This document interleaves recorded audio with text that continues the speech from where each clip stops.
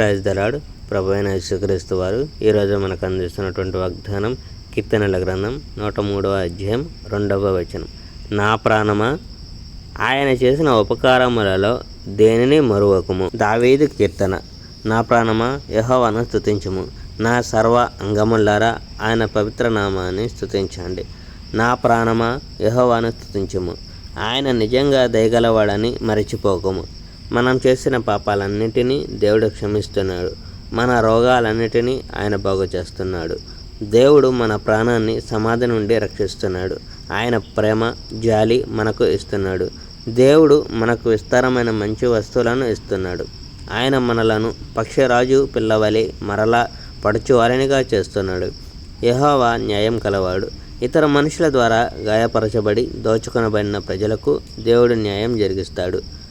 దేవుడు తన న్యాయ చట్టాలను మోషేకు నేర్పాడు. తాను చేయగల శక్తివంతమైన పనులను ఇశ్రాయేలీయులకు దేవుడు చూపించాడు. యెహోవా జాలిగలవాడు, దయగలవాడు. దేవుడు సహనం గలవాడు, ప్రేమపూర్ణుడు. యెహోవా ఎల్లప్పుడూ విమర్శించడు.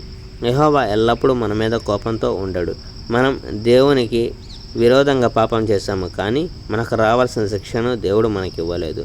భూమిపైన ఆకాశం ఎంత ఎత్తుగా ఉన్నదో అంత ఎత్తుగా తన అనుచరుల ఎడల దేవుని ప్రేమ ఉన్నది.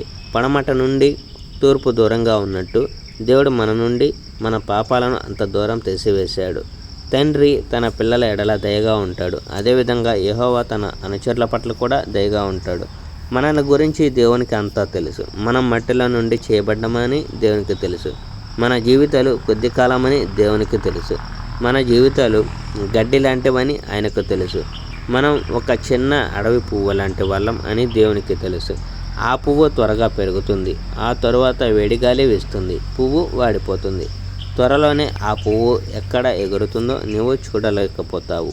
కానీ యెహోవా ప్రేమ శాశ్వతంగా ఉంటుంది. దేవుడు తన అనుచరులను శాశ్వతంగా ప్రేమిస్తాడు. దేవుడు వారి పిల్లల ఎడల, వారి పిల్లల పిల్లల ఎడల ఎంతో మంచివాడిగా ఉంటాడు. దేవుని ఒడంబడికకు విధేయులయ్యే వారికి ఆయన మంచివాడు.